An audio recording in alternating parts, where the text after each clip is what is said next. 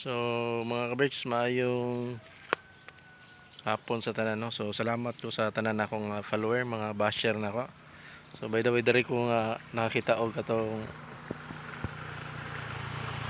akong gi-video nga aswang.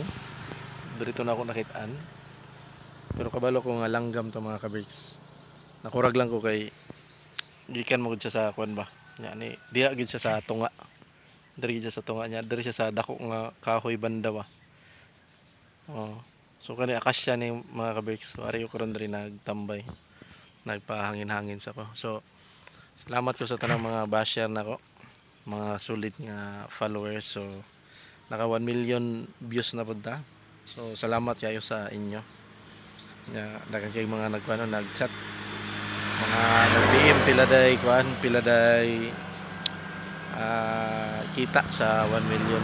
Di man kayo dako siya mga kaberks tungod kay di man ta sikat, no. Pero taga lang mo na ko idea siguro sa mga 1 million views base sa ako na siya sa mga 5,000 kapin. Okay. So dikit kayo sa dako tungod kay kuan man magdepende mo na mga kaberks kung gitiwas ang video or wala. So si Mitar gyud makabalo ana. So salamat kayo sa inyo. And by the way, reminder sa tanan, no, grabe ka kuan. Grabe ka init ang panahon karon. And hopefully magkuan ta, mag-jacket ta. Jacket ta kaya no. Mainitan lang ka mga 1 hour siguro magmotor, nakamotor ko mga kaberks. So magmotor mo usa lang ka oras nga mababad ninyong kamot, mapasok na ka. Igo mahapon, pauli nyo sa inyong balay, sakit kayo sa panit. So ayaw mo pagkuan, ayaw mo pag t-shirt na.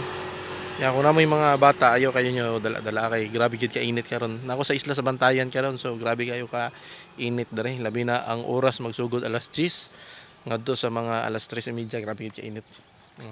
Tanaw sa akong luyo. So dere ko nakita aswang. Dili ta aswang, langgam. Okay.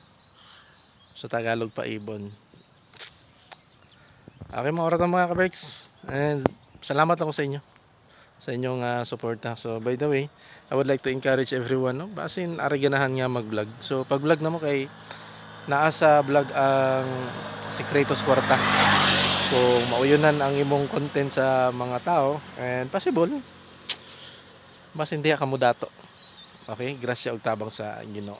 So ang content nato og ganahan ang uban. So mao ra mga kaberks nga share lang po niya itong mga video and hopefully basin mapareha na to sa uban nga mga vlogger. So target nato nga tabangan po ni natong atong isla, no.